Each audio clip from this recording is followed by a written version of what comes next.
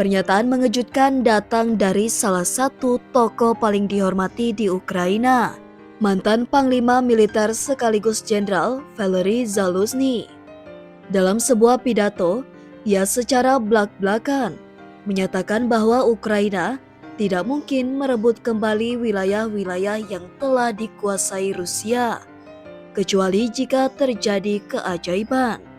Apakah ini sinyal bahwa Kiev mulai realistis soal hasil akhir perang?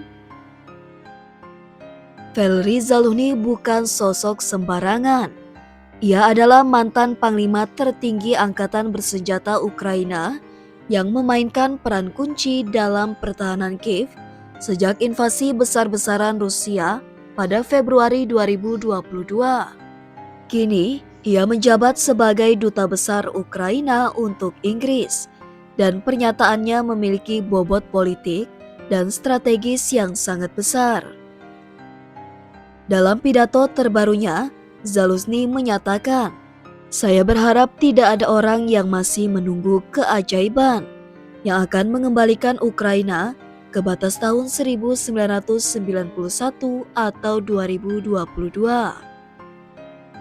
Dengan kata lain, Zaluzhny secara tersirat mengatakan, mustahil untuk merebut kembali Crimea, Donetsk, Luhansk, Kherson, dan Zaporizhia, 5 wilayah yang kini berada di bawah kendali Rusia.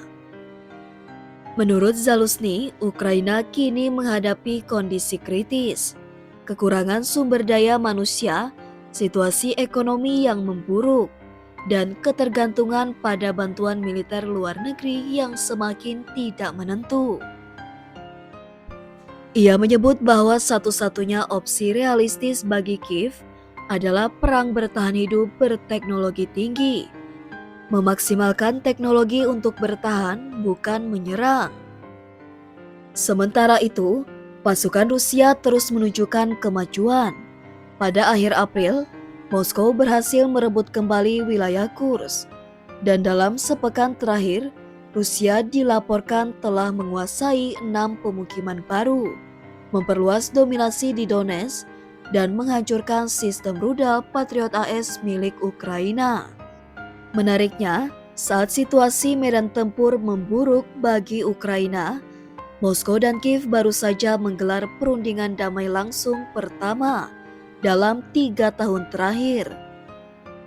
Presiden Rusia Vladimir Putin menyerukan negosiasi tanpa prasyarat, sementara Menteri Luar Negeri Rusia Sergei Lavrov menyebut bahwa proposal dari kedua belah pihak sedang dipertukarkan. Apakah ini akan membuka jalan menuju gencatan senjata? Ukraina kini berada di persimpangan.